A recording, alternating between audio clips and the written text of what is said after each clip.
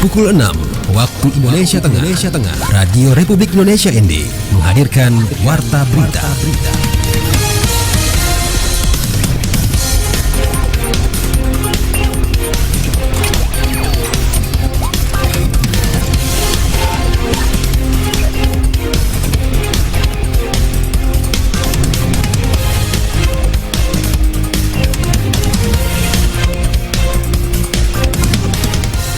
Selamat pagi saudara, Anda mendengarkan Warta Berita Daerah RRI ND edisi Senin 16 Maret 2026.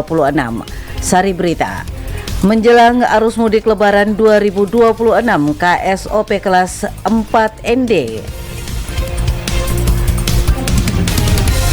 Pembangunan sekolah rakyat di Kabupaten Manggarai masih terkendala kelengkapan dokumen administrasi.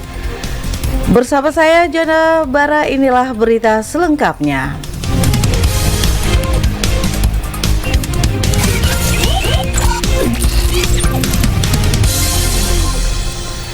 Kita mulai berita pertama. Menjelang arus mudik lebaran 2026, kantor Kesyahbandaran dan Otoritas Pelabuhan kelas 4 ND meningkatkan pengawasan keselamatan dengan melakukan uji petik kapal penumpang. Laporan selengkapnya disampaikan Suimam.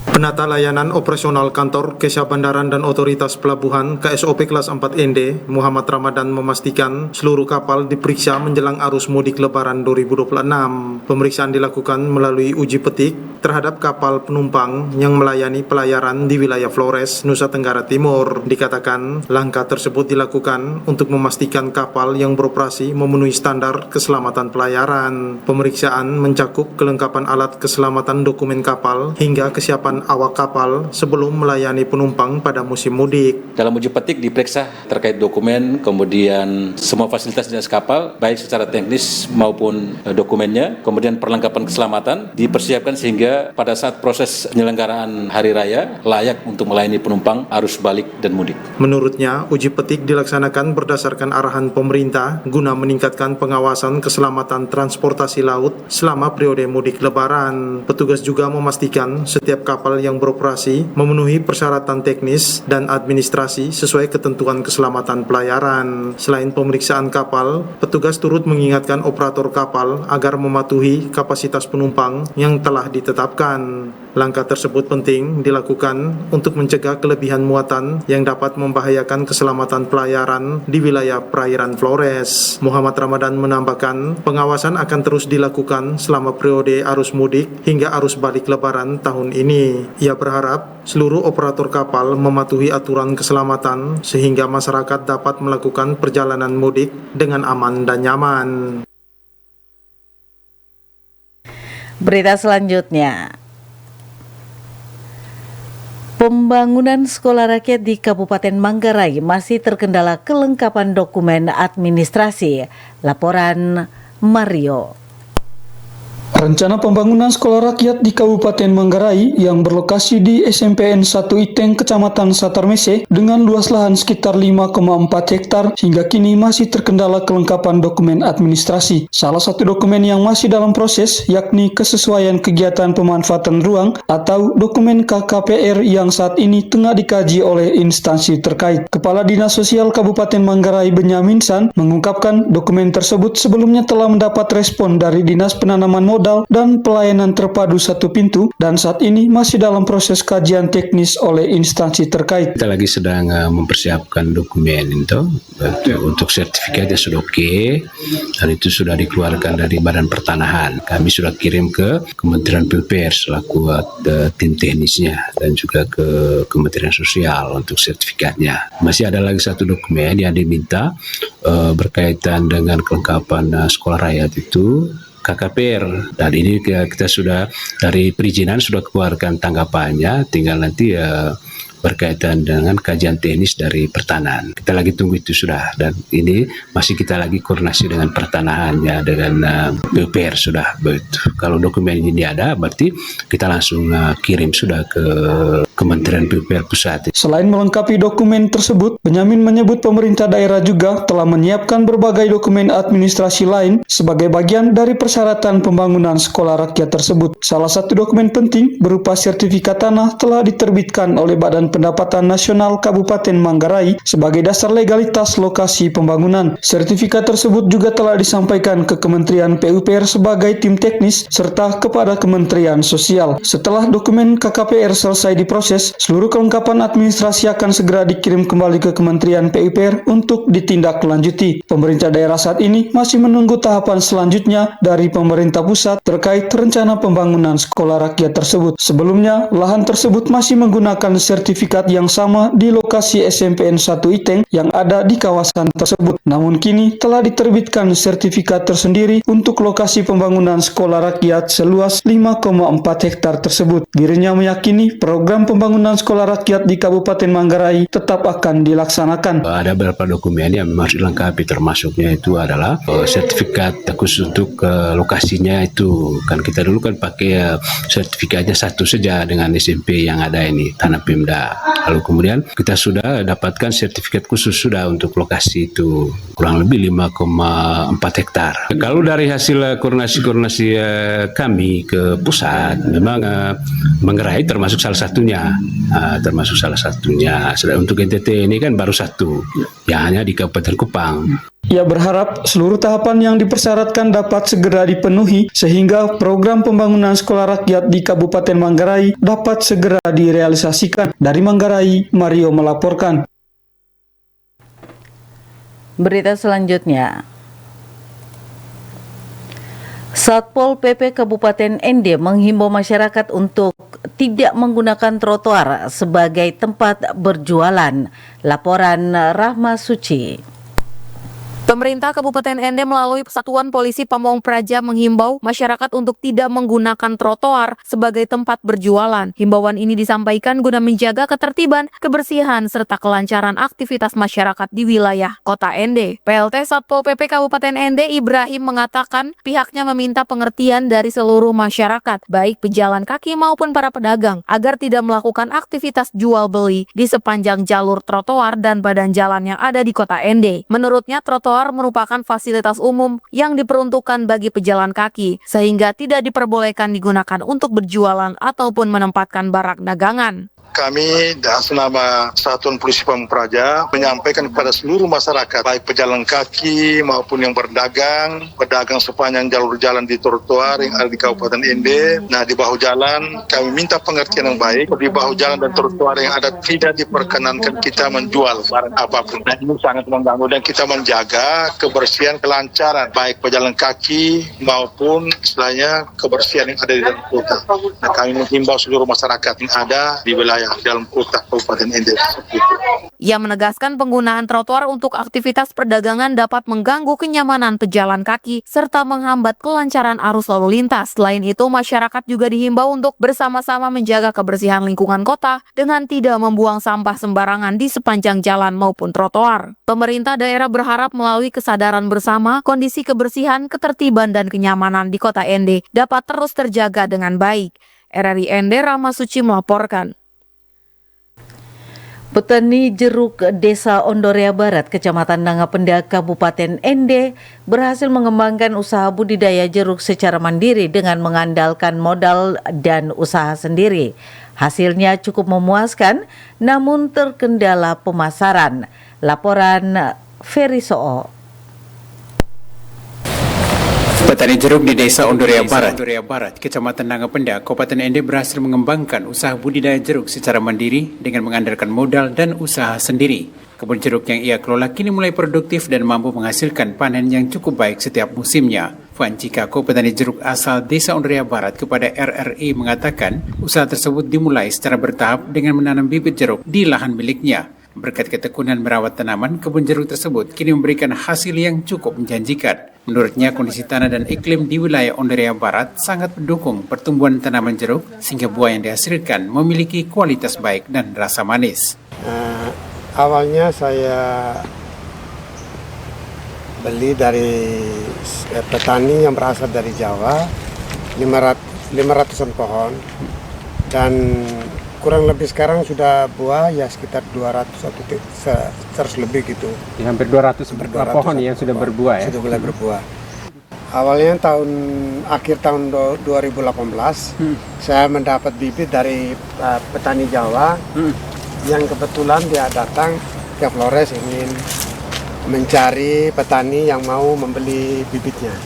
Dan kebetulan saya sempat ketemu dengan petani Jawa itu dan saya mau menerima dia. Dan awalnya saya menanam pakai ajir supaya kelihatannya indah ya, lurus secara teknis pertanian. Itu pun juga dibantu oleh petani dari Jawa yang saya beli bibitnya. Meski demikian, di balik hasil panen yang cukup melimpah, Fanci mengaku masih menghadapi kendala dalam hal pemasaran. Selama ini ia masih harus menjual sendiri hasil panen jeruk karena belum adanya akses pasar yang jelas bagi para petani di wilayah tersebut. Ia biasanya membawa sendiri jeruk hasil panen ke pasar atau menunggu pembeli yang datang langsung ke desa. Kondisi tersebut membuat proses penjualan sering memakan waktu dan tenaga, bahkan harga jeruk sering tidak menentu, terutama pada pasokan sedang melimpah. Saya mulai berusaha perlakuannya itu penyiraman dari sore hari, pagi hari, sore hari kadang sampai jam malam, karena saya perlu supaya berhasil apa yang saya usahakan, usaha dengan ini budidaya jeruk karena biayanya juga sudah lumayan, biaya lumayan. Sebagai petani jeruk, Fanci berharap pemerintah daerah dapat memberikan perhatian kepada para petani jeruk, khususnya dalam membantu membuka akses pemasaran hasil pertanian. Ia juga berharap adanya kerjasama dengan distributor atau pihak pembeli besar agar hasil panen petani dapat terserap pasar dengan harga yang lebih stabil. RRI Endeveri Soo melaporkan.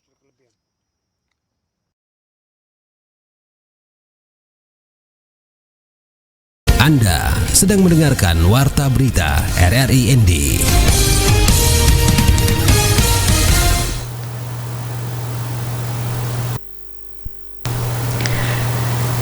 RRI ND terus memperkuat perannya dalam mendukung pendidikan karakter bagi generasi muda.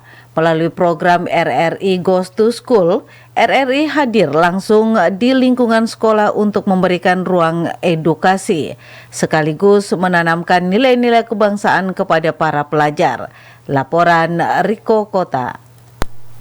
LPP RRI ND menggelar kegiatan RRI Goes to School di Madrasah Aliyah Negeri atau MAN ND Jumat sore 13 Maret 2026. Kegiatan ini bertujuan mendorong lahirnya generasi muda yang berkarakter serta memiliki jiwa nasionalisme. Kegiatan dikemas dalam talkshow bertema Madrasah sebagai rumah pembinaan akhlak dan nasionalisme dan diikuti secara antusias oleh para siswa. Ketua Tim Pemberitaan RRI ND sekaligus pelaksana harian Kepala Stasiun RRI ND, Rosa Dalima Domingo Daso mengatakan, sebagai lembaga penyiaran publik, RRI memiliki komitmen untuk terus hadir di tengah generasi muda, tidak hanya melalui siaran radio, tetapi juga melalui kegiatan edukatif yang membangun interaksi langsung dengan pelajar. Kami percaya bahwa pelajar adalah generasi penerus bangsa yang memiliki peran penting dalam membentuk masa depan Indonesia. Oleh karena itu RRI hadir tidak hanya sebagai media informasi dan hiburan, tetapi juga sebagai media edukasi yang mendorong lahirnya generasi muda yang cerdas, kreatif, dan berkarakter. Sementara itu, Kepala MAN ND, Haji Tahrun Talib, mengapresiasi kegiatan tersebut. Ia menilai program RRI Goes to School memberikan kesempatan bagi siswa untuk memperoleh wawasan baru sekaligus motivasi dalam mengembangkan potensi diri. Saya menyampaikan banyak-banyak terima kasih serta penghargaan yang setinggi-tingginya kepada RRI ND yang telah memberikan kepercayaan kepada kita di Madrasah Aliyah Negeri ND. Mudah-mudahan anak-anakku yang ada sekarang bisa berminat menjadi penyiar ke depan. Talkshow menghadirkan sejumlah narasumber dari unsur pendidik, organisasi kepemudaan, serta perwakilan siswa yang menekankan pentingnya peran madrasah dalam membentuk generasi muda yang berakhlak mulia dan memiliki jiwa nasionalisme yang kuat. RRI ND Ricardus Kota melaporkan. Berita selanjutnya, longsor putuskan akses jalan Nangaba Maukaro di ND. Hujan deras yang mengguyur wilayah Kabupaten ND beberapa hari terakhir menyebabkan longsor di ruas jalan Nangaba Maukaro. Laporan selengkapnya disampaikan Rovinus Sula. Hujan deras mengguyur wilayah Kabupaten Ende beberapa hari terakhir menyebabkan longsor di ruas Jalan Nangaba Maukaro. Peristiwa itu terjadi di Desa Ria Raja, Kecamatan Ende, Kabupaten Ende, Provinsi Nusa Tenggara Timur, Sabtu 14 Maret 2026 malam. Longsor mengakibatkan material tanah dan batu menutup badan jalan sehingga akses transportasi menuju sejumlah desa putus total. Kendaraan roda 4 belum dapat melintas di jalur tersebut. Sejumlah desa yang terdampak akibat putusnya jalur tersebut diantaranya Desa Wolokaro, Jeja Raja, Wawonato, Woropapa, Mbotu Tenda, Nuaja, Ja Mokeasa, Wologai, Wologai 2, Boafeo, serta Kebirangga Selatan. Warga di wilayah tersebut kini mengalami kesulitan mobilisasi dan distribusi kebutuhan pokok. Menanggapi kondisi tersebut, Tokoh Muda Ende Jolan Rinda mendesak pemerintah Kabupaten Ende segera mengambil langkah cepat untuk menangani longsor. Ia meminta pemerintah segera menurunkan alat berat guna membersihkan material longsor yang menutup badan jalan. Jolan mengatakan hingga saat ini arus lalu lintas di ruas jalan tersebut belum kembali normal. Menurutnya keterlambatan penanganan berpotensi memperparah dampak terhadap aktivitas masyarakat. Ia menilai seharusnya pemerintah dapat melakukan langkah antisipatif sejak dini, terutama saat cuaca ekstrim melanda wilayah yang rawan longsor. Salah satunya dengan menyiagakan alat berat di titik-titik rawan bencana. Saat ini memang ada longsor di Desa Ria Raja yang menutupi seluruh badan jalan, yang mengakibatkan 11 desa terisolir, yakni Desa Wolokaro, Desa Munato, Desa Jeja Raja, Desa Woropapa, Desa Mbotu Tenda, Desa Wologai 2, Nuaja, dan Jamokeasa. Dan salah satu desa yang Bofeo dan Kebirangga Selatan yang menuju ke Maukaro. Nah, ruas ini adalah ruas poros tengah jurusan Nangaba Maukaro. Kejadian longsor sejak tadi malam akibat hujan deras. Dan saat ini kendaraan tidak bisa lewat. Ya, kendaraan roda 4 tidak bisa lewat. Yang bisa hanya roda 2, itu pun masyarakat gotong royong untuk mengangkat. Jolan mengingatkan bahwa keterlambatan penanganan longsor berdampak langsung pada aktivitas ekonomi warga desa. Distribusi barang dan mobilisasi masyarakat menjadi terhambat karena akses transportasi terputus. Hingga saat ini material longsor masih menutup badan jalan di lokasi kejadian. RRI Ender Finisvula melaporkan.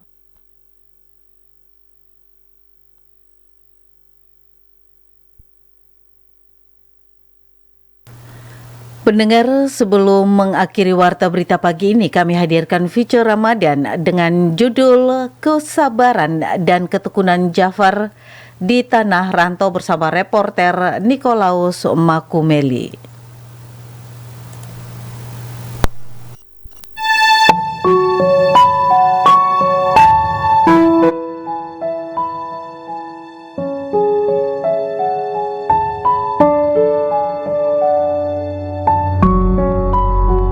Ramadan selalu menghadirkan kisah-kisah kecil yang syarat makna. Di sudut jalanan Ende, seorang pria parubaya bernama Jafar menjadi saksi hidup bagaimana kerja keras dan ibadah bisa berjalan beriringan. Pria asal Demak, Jawa Tengah, jauh dari kampung halaman, ia memilih bertahan di tanah rantau dengan usaha sederhana menjajakan pentol goreng. Gerobak dorongnya menjadi sahabat setia, menemaninya menembus panas terik maupun hujan deras. Sebuah payung mungil selalu melindungi, seakan menjadi simbol keteguhan hati yang tak pernah goyah.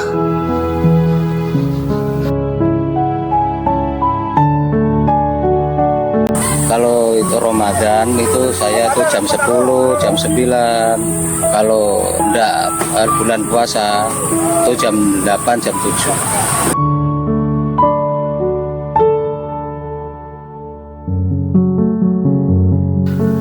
Setiap pagi, tepat pukul 9, Jafar mulai mendorong gerobaknya. Ramadan tidak mengubah ritme itu. Puasa bukan alasan untuk berhenti, melainkan dorongan untuk semakin tekun. Bekerja di bulan puasa juga ibadah. Begitu keyakinannya.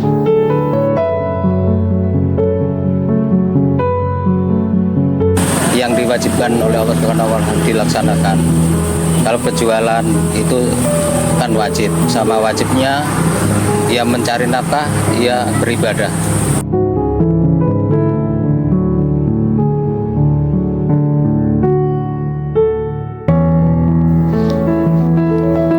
Rupiah demi rupiah dari hasil dagangan ia kumpulkan untuk kebutuhan sehari-hari dan membayar kontrakan.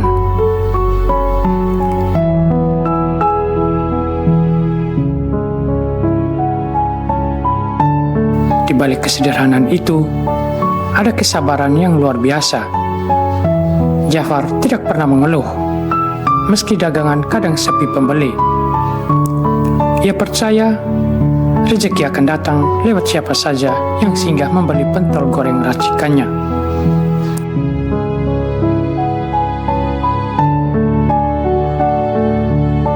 Apa yang dicoba oleh Allah, saya laksanakan. Yang penting saya itu berusaha, berikhtiar. Ya usahanya kecil-kecilan lah. Mudah-mudahan usaha kita bisa sukses, bisa barokah, fitini batunya wal akhirah. Mudah-mudahan Allah Ta'ala menunjukkan jalan yang terbaik.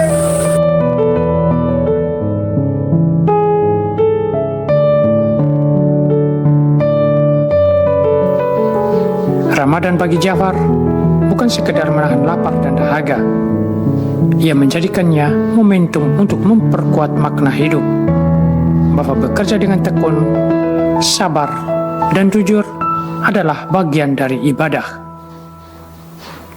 Di tanah rantau, di antara riuh jalanan Ende, Jafar mengajarkan kita bahwa keberkahan Ramadan bisa hadir lewat gerobak sederhana, lewat peluh yang jatuh, dan lewat doa yang tak pernah putus. Kisah Jafar adalah cermin bahwa Ramadan bukan hanya tentang menahan diri, tetapi juga tentang keteguhan hati untuk terus berusaha meski jauh dari rumah, meski dengan segala keterbatasan.